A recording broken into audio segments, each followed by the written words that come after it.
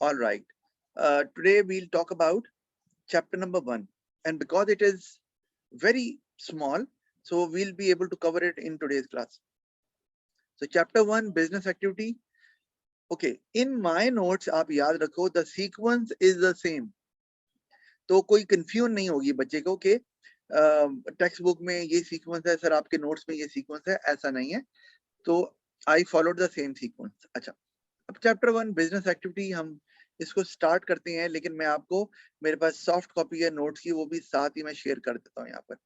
और यहाँ पर मैं पावर पॉइंट स्लाइड्स कहीं कहीं इस्तेमाल करूंगा. वैसे तो normally I use it in the school, but because we have to cover it quickly and you need to understand what is written in the notes as well, because you will be following these notes.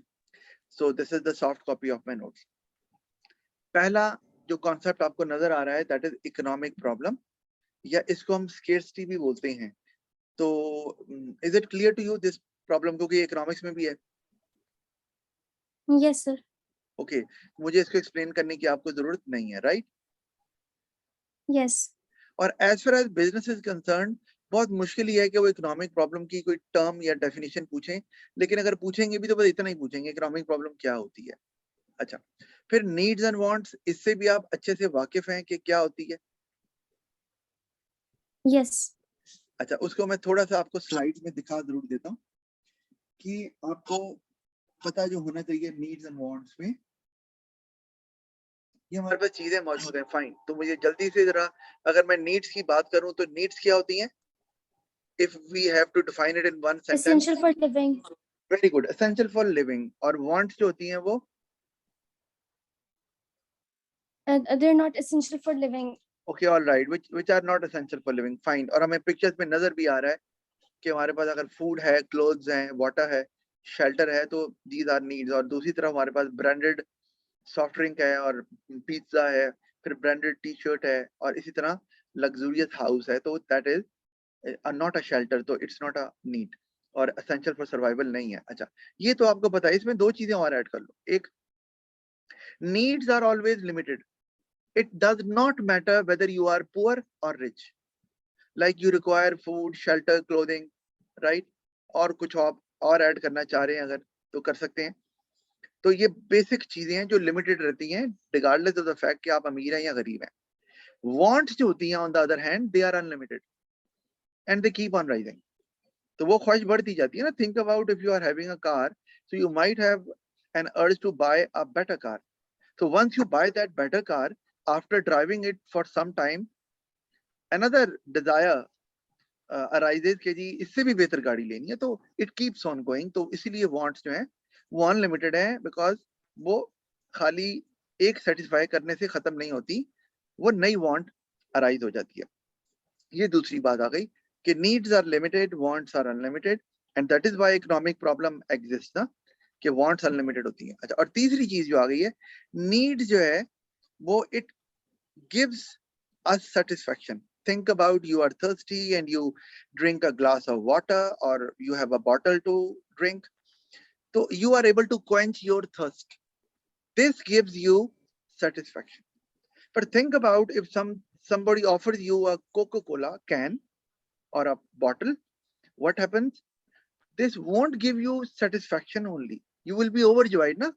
Obviously, because it will Yes. give you more pleasure. That is it.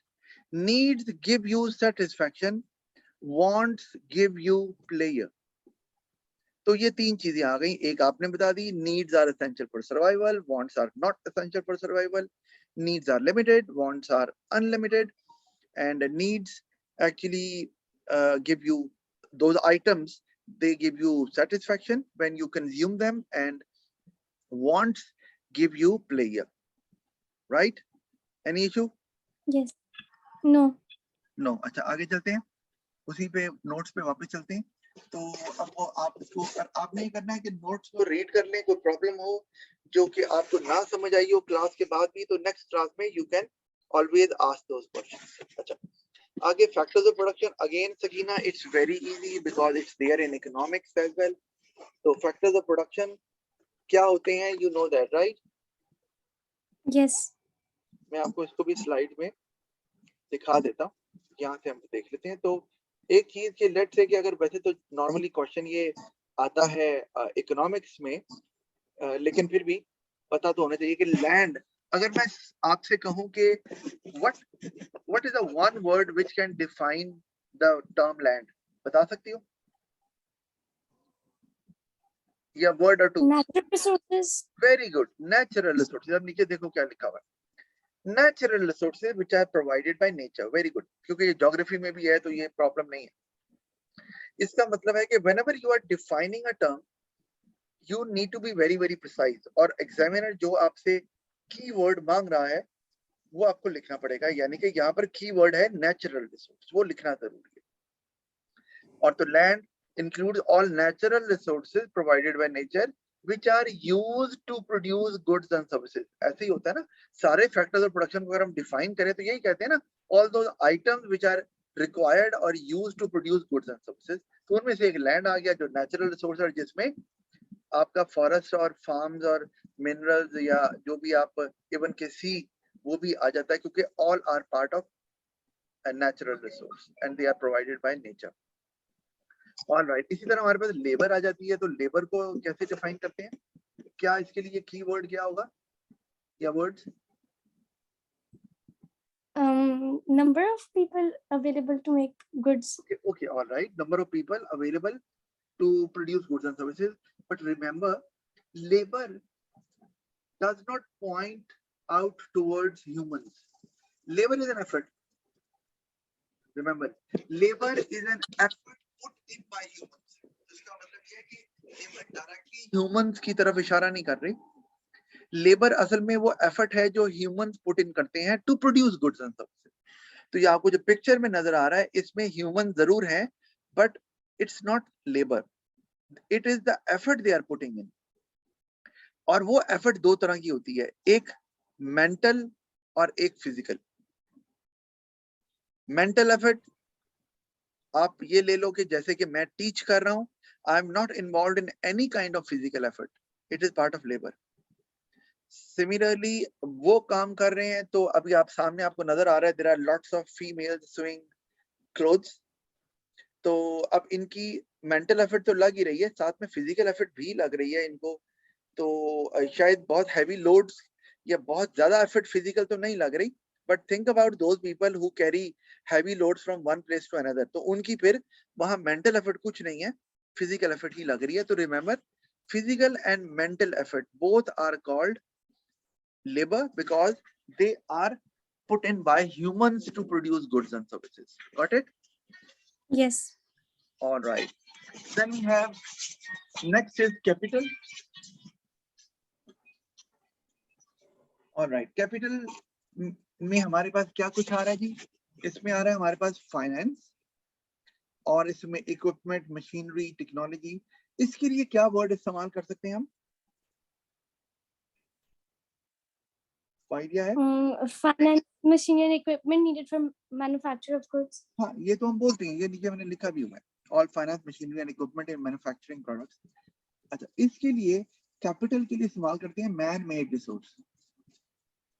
अच्छा, अब land के लिए natural resource fine, labour के लिए या तो effort put in by human, या हम उसको बोलते हैं ह्यूमन रिसोर्स, वो रिसोर्स जो ह्यूमन के पास है, और इसको बोलते हैं man made resource because everything is produced by humans, they are not there, they are not provided by nature. ये इक्विपमेंट नेचर थोड़ी प्रोवाइड करती है, ये फाइनेंस भी नेचर प्रोवाइड नहीं करता है, कॉइंस जो पड़े हुए, तो ये they are not provided by nature, they are man made, तो मैन मेड रिसोर्सेज हो गए। तो लेकिन कंफ्यूज नहीं होना, एक बात, इकोनॉमिक्स में finance is not part of capital, ये बात याद रखनी। इकोनॉमिक्स में equipment, machinery, technology, they are part of capital, but finance is not part of capital. Same is the case with accounting as well. Accounting में भी finance capital होता है, business में भी finance capital होता है, economics में नहीं होता। पर हम economics तो नहीं पढ़ रहे, इसमें तो कंसिडर किया जा रहा है, लेकिन इसलिए बताया कि आपने अगर economics पढ़ी हो तो उसमें शायद टीचर कहते हो कि finance capital का पार्ट नहीं होता, तो they are very right, economics में नहीं होता। उसकी वजह ये है कि economists ये कहते हैं कि because capital is something which is directly involved in the production of goods and services, लेकिन क्या फाइनेंस से आप डायरेक्टली प्रोडक्शन कर सकते हैं? क्या ख्याल है? No. नो ऑब्वियसली उससे कुछ फाइनेंस बाय करेंगे, उसके बाद उससे प्रोड्यूस होगा। एब्सोल्युटली। तो इसलिए इकोनॉमिक्स का ये ऑब्जेक्शन है जिसकी वजह से वो इकोनॉमिक्स में फाइनेंस को कैपिटल नहीं मानते। एनीवे अच्छा आगे चलते हैं। तो आगे हमारे पास अगला आ जाता है एंटरप्राइज। और एंटरप्राइज क्या है जी? इसमें मैंने बड़े बड़े ये जो एंटरप्राइज बता सकती हो? The risk taking ability, the skill and risk taking ability all of right, the very person. Good. तो आप कह सकते हैं बिल्कुल कि enterprise is a skill. Again enterprise is not a human. ये जो मैंने पिक्चर्स आपको दिखाई हुई यहाँ पर नजर आ रही है, तो बिल गेट्स की भी जैसे बनी हुई है, तो ये एंटरप्राइज नहीं है। The skill they are having, the risk-taking ability they are having, that is enterprise, and they possess that. इसी तरह आपको पता है the world's richest man on earth is Elon Musk. आपको आइडिया है? Yes. ओके, तो Elon Musk जो है वो उसके पास भी एंटरप्राइज की स्किल है, but the people who have this skill, have this risk-taking ability, we call them entrepreneur. And in simple words, entrepreneur means the owner of the business. अच्छा, अब एंटरप्राइज की स्किल इनके पास होती है, लेकिन याद रखना है कि एंटरप्राइज की स्किल सिर्फ रिस्क टेकिंग एबिलिटी नहीं होती, उसमें एक चीज और ऐड करो। क्या? Obviously, of course, when you start a business, you become the owner of the business. So you are the entrepreneur and you possess the skill of enterprise. That is the risk-taking ability. That is partial definition of enterprise. और अगर business पर नुकसान होगा तो you have to face that. You have to bear it ना। आपके जो employees हैं, जो मैनेजर्स हैं, वो थोड़ी बियर करेंगे। तो इसलिए रिस्क टेकिंग एबिलिटी जो है वो ओनर के पास होती है, उसी की होती है। अच्छा, अब इसमें एक चीज और ऐड करनी है कि enterprise is also the ability to organise resources. मतलब ये कि when you start your business you require land, labour, capital, fine. So who decides Yes. that what type of resources would be used and for what purpose? क्या आपने अगर employees higher किए हैं तो employ क्या काम करेगा, इसका एरिया ऑफ कंसर्न क्या होगा, इसकी क्या स्पेशलाइजेशन है, ये कौन सा काम करेगा, ये लैंड है, इस पे क्या हमने किस पर्पज के लिए यूज करना है, ये इक्विपमेंट किस पर्पज के लिए इस्तेमाल होगी, वगैरह वगैरह। That is what we call organisation of resource. क्योंकि आप रिसोर्सेज को हैजर्डली इस्तेमाल नहीं कर सकते कि आपने एम्प्लॉइज रख लिए फर्ज और जी काम शुरू कर। काम कैसे शुरू कर दो? You have to assign duties to them ना। तो हु डज इट? ये करता है, ये भी एंटरप्राइज की एबिलिटी है। तो दो चीजें आ गई, ये भी एंटरप्रेन्योर के पास ही है। एक, दे स्टार्ट द बिजनेस, तो रिस्क टेकिंग एबिलिटी जो है उनके पास होती है। Secondly, after setting it up जो बिजनेस है, they organize all resources together कि land, labor, capital, enterprise इकट्ठे इस्तेमाल करें। तो और they actually want the best combination of resources। मतलब मैं if I am expert in teaching business studies and let's say school assigns me to teach mathematics, do you think this is a wise decision? No. No। तो इसका मतलब है कि ये entrepreneur जो हैं वो डिसाइड करते हैं कि इस रिसोर्स का बेस्ट यूज क्या होगा ताकि हम इससे मैक्सिमम बेनिफिट ले सकें। और that is leads us towards organisation of resources. तो दो चीजें आ गई, रिस्क टेकिंग और रिसोर्सेज की ऑर्गेनाइजेशन। कौन सा रिसोर्स कहाँ लगना है। Got it? Yes. ऑलराइट, अब हम वापस चलते हैं नोट्स की तरफ जी। तो अब इसमें ये land, labour, capital, enterprise cover हो गया। आप पढ़ लेना इसको। अच्छा, purpose of business activity, it's very easy. आपको पता है कि मेन पर्पस क्या होता है हर बिजनेस का? Earn profit. प्रॉफिट। आपने याद रखना है कि no activity can be called a business unless and until they have an objective of profit. That is the primary objective of every business. इसका मतलब ये है कि आपके घर के करीब शौकत खानम हॉस्पिटल है ना? Yes. Is it a business? No. No. Why? Because their purpose is not profit. Very good. Because they treat poor patients free of cost. So it means their objective is public welfare rather than getting higher profits. So that is why हम उसे क्या बोलते हैं, उसके लिखा भी होता है कि it's a trust. तो वो ट्रस्ट है, वो बिजनेस नहीं है। तो ये आपने याद रखना है कि बिजनेस एक्टिविटी के पर्पस मेन प्रॉफिट होता है, लेकिन उस प्रॉफिट को वो अचीव कैसे करते हैं, उस ऑब्जेक्टिव को, उसके लिए they need to satisfy people's needs and wants. Imagine करो ना कि मैं, लेट्स से मेरा स्कूल है and I am not able to educate students in the way parents want, तो क्या वो मुझे फी पे करेंगे या अपने बच्चे भेजेंगे? ऑफ कोर्स नॉट, क्योंकि उनके बच्चों को उस तरह से एजुकेशन नहीं दी जा रही जिस तरह वो डिजायर करते हैं पेरेंट्स। इसका मतलब है कि for a business and to achieve the objective of profit successfully, you need to satisfy people's needs and wants.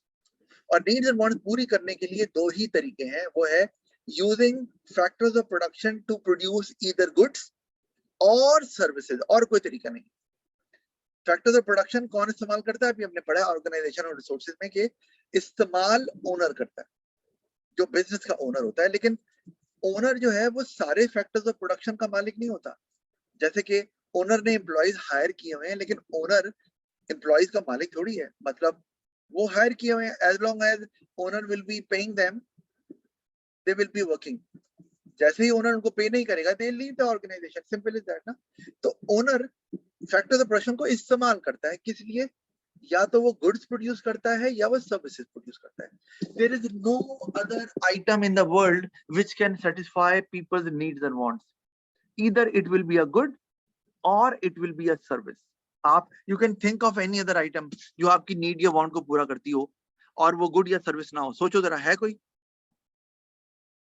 कुछ भी। आपने सोना है, बेड चाहिए, आपने पढ़ना है तो आपको बुक्स चाहिए, आपने कहीं जाना है तो व्हीकल चाहिए, आपने कहीं रिक्रिएशन करनी है, को मूवी देखनी है तो गुड्स, या होटल जाना है आपने तो गुड्स या सर्विस के अलावा आपके ज़हन में कोई चीज नहीं आएगी which can satisfy your need or want। क्या ख्याल है? Yes, sir. तो बस ये आपने ध्यान में रखना कि अगर सवाल आए, वैसे आया नहीं लेकिन आपको क्लियर होना चाहिए कि बिजनेस क्या होता है। ऐसी एक्टिविटी जिसमें एक तो ह्यूमन इन्वॉल्व होता है। कौन सा human? Of course entrepreneur. Entrepreneur को तो होना जरूरी है, उसके बगैर तो बिजनेस हो ही नहीं सकता, क्योंकि who will take the risk. तो इसमें एक तो ह्यूमन इन्वॉल्व होते हैं बिजनेस में, फिर उनका ऑब्जेक्टिव प्रॉफिट होता है प्राइमरी, और उस ऑब्जेक्टिव को अचीव करने के लिए they use factors of production to produce goods and services, because there is no other item except goods and services that can satisfy people's needs and wants। I hope you have understood this। Yes. आगे चलती है opportunity cost. ये भी आपने economics पढ़ा हुआ है, बहुत ही आसान है ये, और मेरा नहीं ख्याल कि इसमें कोई प्रॉब्लम है, लिखा भी हुआ है। अगर it is the next best alternative foregone by choosing another item, ये समझ आती है डेफिनेशन की? डेफिनेशन क्या कह रही है? Yes. डेफिनेशन कह रही है कि when you choose an item, so you have to leave another item, so now you cannot get the benefit of the other item। Why? Because resources are limited na। Opportunity cost always arises because you have limited resources।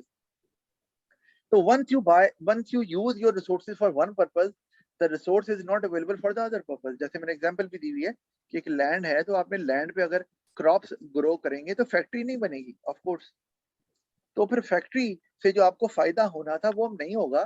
That becomes your opportunity cost, right? Yes. अच्छा, इसमें एक word लिखा हुआ है next best alternative, ये क्या होता है?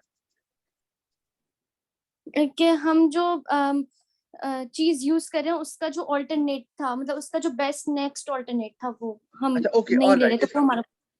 Okay fine Sakina, good. इसका मतलब ये कि the option you choose, you think it's the best option, ऐसे ही है ना, अगर आप वाइज हैं तो। Yes.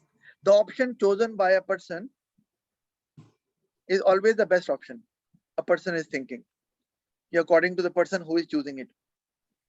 तो जो दूसरा ऑप्शन वो छोड़ रहा है, that is the next best alternative, मतलब it comes just below it, वो उससे थोड़ा सा कम है, जिसकी वजह से वो उसको नहीं ले रहा और वो बेस्ट ऑप्शन को, of course everybody will go for best option. अच्छा, मेरा यहाँ पे आपसे एक सवाल है जो नॉर्मली नहीं पूछा जाता, टीचर नहीं पूछते। ये आपके पास जस्ट अ मिनट, मेरे पास यहाँ पे शायद पिक्चर में देख रहा था कि बनी होगी, तो मैं आपको, अच्छा नजर अभी नहीं आ रही है, नहीं वे कोई बात नहीं, हम वैसे ही बात कर लेते हैं।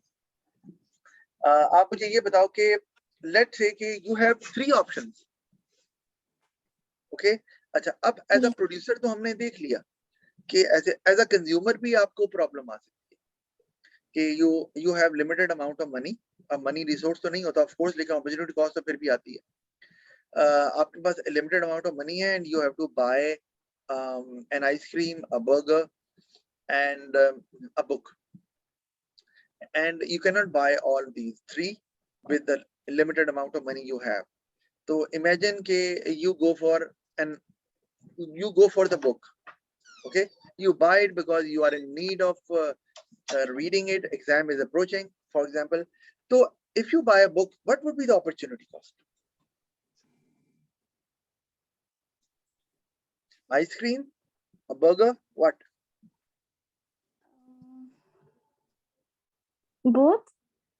Okay, generally that is the answer of students, but that is not right. Reason is because now see the definition. What is written? Next best alternative foregone. It is the option which is just below the best option. For example, तो इसका मतलब ये हुआ कि अगर आपने book choose की है तो you assume this is your best option at the moment because you are in need of that book. अब आपने अगर ये सोचा कि अगर मैंने बुक ना लेनी होती ना तो मैंने आइसक्रीम लेनी थी. It means your next best alternative is ice cream, not the burger. तो next best alternative फिर आइसक्रीम है. तो हम कहेंगे opportunity cost of buying a book is in this scenario would be ice cream. अच्छा, for another person, another student, वो book अगर ना लेता तो वो कहता है कि मैंने ना बर्गर लेना था, आइसक्रीम मुझे नहीं चाहिए. तो उसके लिए best option of course is the book, जो वो अवेल करेगा, ऑप्शन चूज कर लेगा. लेकिन अगर वो ना होता तो नेक्स्ट बेस्ट ऑप्शन उस बंदे के लिए था burger, according to his desire. तो उसके लिए अपॉर्चुनिटी कॉस्ट बुक की बन जानी थी बर्गर. तो कभी भी आप याद रखें, क्योंकि in everyday life we have plenty of options. तो once you pick an option, the rest of the options do not become your opportunity cost. Only the option which is just below the best option, that becomes your opportunity cost. And that is why we use the word next best alternative that is left out or forgone. Got it? Yes. मेरा ख्याल है अब आपको clear होगा. और अगर आप ये बच्चों से किसी से पूछो भी ना स्कूल में, तो किसी को ये बात पता ही नहीं होगी. अगर आप कहो 4-5 ऑप्शन देखे ना, तो बच्चे यही कहेंगे जैसे आपने कहा कि सारे ऑप्शंस. अच्छा, ये आपको इकोनॉमिक्स में भी हेल्प मिल जाएगी. मूविंग ऑनवर्ड्स, आगे हम अच्छा, इसी में मैं आपको जल्दी से, क्योंकि पेपर में आपको कभी एग्जांपल्स भी देनी पड़ सकती हैं, तो let me show it to you. अब ये हमारे पास आपको नजर आ रहा है कि रिसोर्सेज लिमिटेड होते हैं. You have to make a choice. For individual there can be a choice कि हॉलिडे और कार. नॉर्मली यहाँ 2 ऑप्शन ही दिए हैं, तो ऑफ कोर्स वो अगर हॉलिडे चूज करती है as an option, तो car, the benefit of the car will not be available. That would become the opportunity cost for that girl. Similarly, business के लिए भी opportunity cost आ जाती है कि मशीन A बाय करनी है या B करनी है. ऑफ कोर्स A बाय करेगा तो B opportunity cost बन जाएगी. इसी तरह गवर्नमेंट के लिए भी opportunity cost आ जाती है, because all require resources to avail the option ना. और ऑप्शन जो resources हैं वो limited होते हैं. अब ये कि यहाँ पर कि गवर्नमेंट रोड बनाए या स्कूल बनाए, which you can see. तो अब वो रोड बनाएंगे अगर, तो ऑफ कोर्स स्कूल नहीं बनेगा. तो वो बेनिफिट जो स्कूल का होना था obviously to educate people, children, वो नहीं हो पाएगा. तो ये हर एक को, either you are acting as an individual, business or government in a society, तो आपको अपॉर्चुनिटी कॉस्ट से वास्ता पड़ता ही पड़ता है. और the reason is because economic problem is faced by everyone because resources are limited. Got it? Yes. All right. आगे moving onwards, division of labour की तरफ जाते हैं. ये भी हमने इकोनॉमिक्स में आपने पढ़ा होगा जरूर. तो डिवीजन ऑफ लेबर को मैंने यहाँ पे लिखा हुआ है, स्पेशलाइजेशन भी इसको बोलते हैं. और it occurs when the whole production process is divided into smaller tasks and each task is given to a specialized worker to achieve efficiency. अच्छा, ये efficiency का मतलब यहाँ पे क्या है कि आप यहाँ क्या करते हैं. जैसे मैं आपको इसकी भी अगर एग्जांपल, जैसे आपको पता तो है, मुझे वैसे आसान वर्ड्स में बता दोगी. तो सर एफिशिएंसी क्या है? नहीं, डिवीजन ऑफ लेबर. हम्म, देखो अभी मैंने आपको बताया था कि आप डिवीजन ऑफ लेबर नाम से नजर आ रहा है ना, डिवाइड करना है। मैं आपको एग्जांपल देता हूँ कि you go to school to get education, तो आपको क्या लगता है कि single teacher teaches all the subjects to you? No. No. अच्छा, अब मेन जो टास्क है, मेन जो जॉब है स्कूल की, वो क्या है? To educate children, to impart knowledge. अच्छा, अब वो क्या करती है? ये मेन जॉब है, to educate children, to provide education. उसको अब डिवाइड करते हैं किस तरह से? नंबर ऑफ पीरियड्स में, नंबर ऑफ क्लासेस। ये बिजनेस की क्लास है, ये इकोनॉमिक्स की है, ये मैथ्स की होगी, इंग्लिश की होगी, उर्दू, पाकिस्तान स्टडी, इस्लामियात वगैरह वगैरह। एंड फॉर, अब ये क्या किया उन्होंने? ये डिफरेंट क्लासेस बना दी, and for each class they have a specialised teacher. ऐसे ही है ना? Yes. And that teacher is an expert in that subject, and that is what we call division of labor or specialization. अच्छा, that brings efficiency. कैसे? एक तो teacher is able to make students understand well, क्योंकि वो सिर्फ वही subject पढ़ा रहा है जो वो इतने सालों से पढ़ा रहा है, तो now that teacher is an expert.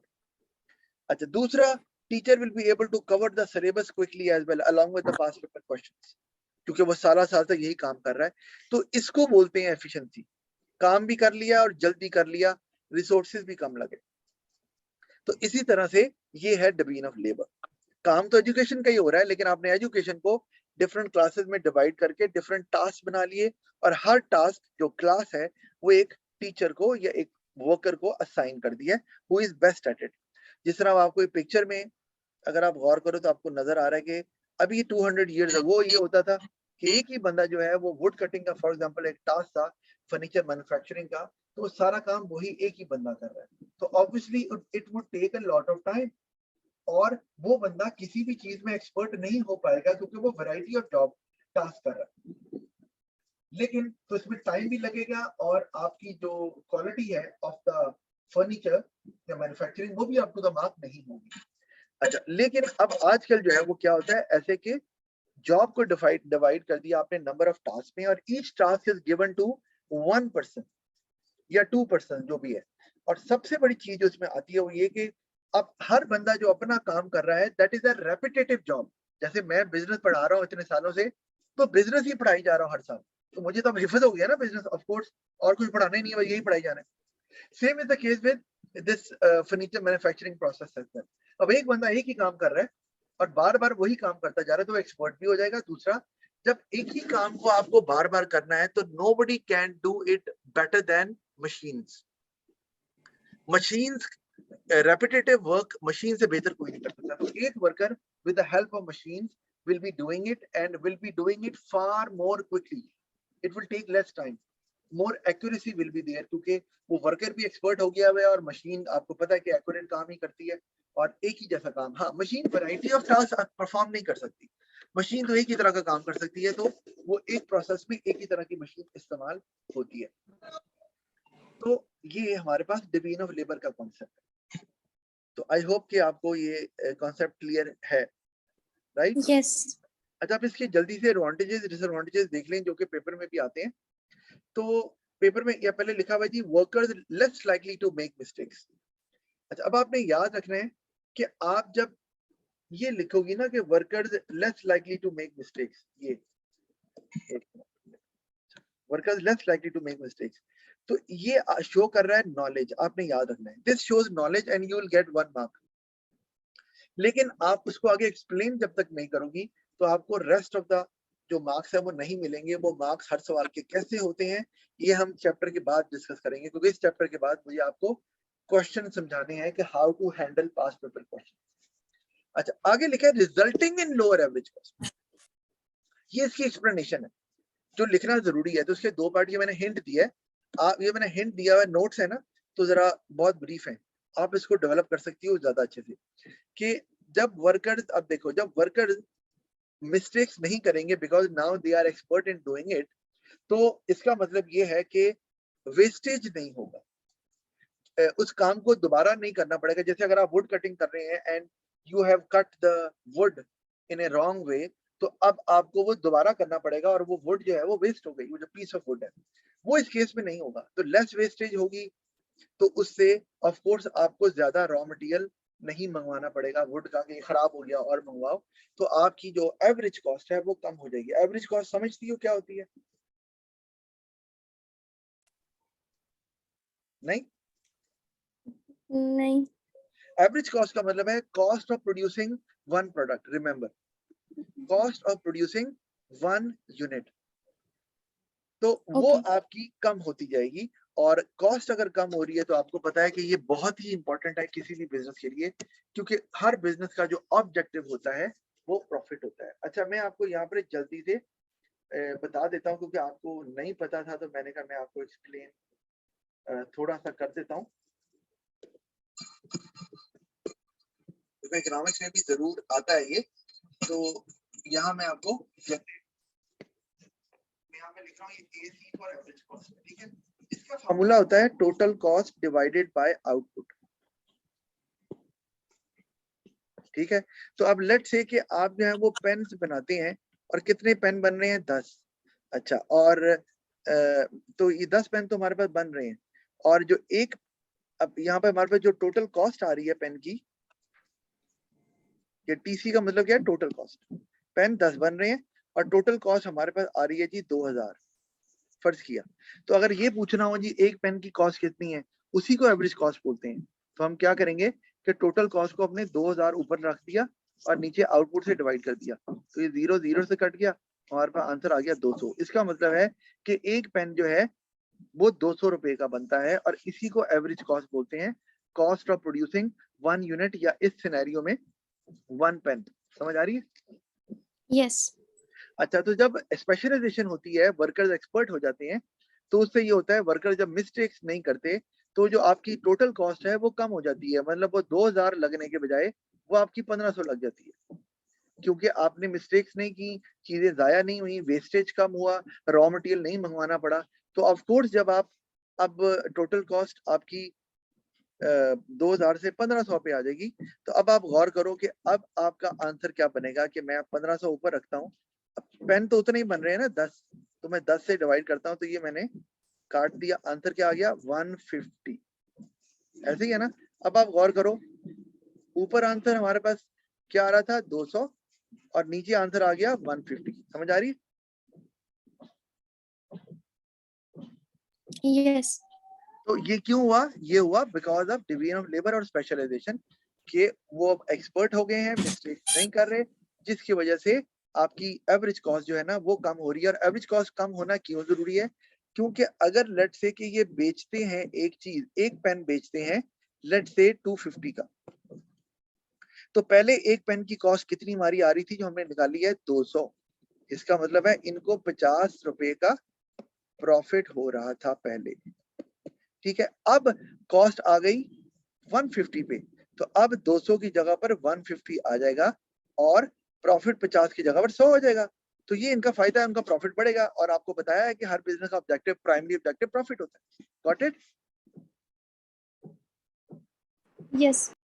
अच्छा, ऑल राइट। अभी ना ये क्योंकि 40 मिनट्स का सेशन होता है ना, ये एक्सपायर होने लगा है, तो आप ना ऐसा करो कि रीज्वाइन कर लो, राइट? ओके।